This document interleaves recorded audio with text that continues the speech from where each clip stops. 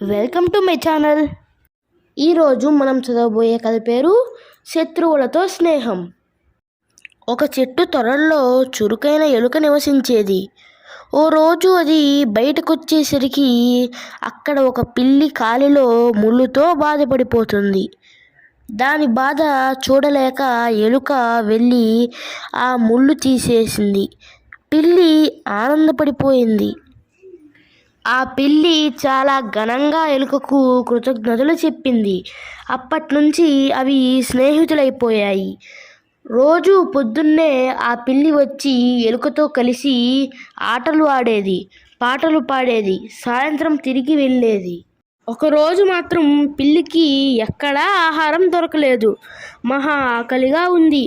ఏం చేయాలో తెలియటం లేదు. తిన్నగా ఎలుక దగ్గరికి వెళ్ళి నీరసంగా పడిపోయింది. ఎలుక జారిపడింది. తినటానికి ఏదన్నా ఇద్దామనుకుంది.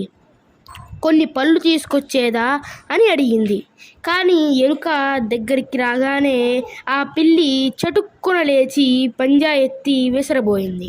అంతే, ప్రమాదాన్ని పసిగట్టిన ఆ చిచ్చర పిడుగు ఎలుక ఒక్క గెంతులో తన కలుగులోకి దూరేసింది. దానికి అప్పుడే జ్ఞానోదయం అయింది. జాతి వైరులతో స్నేహం పనికిరాదు. నీతి: శత్రువులతో స్నేహం పనికిరాదు. Boy friends.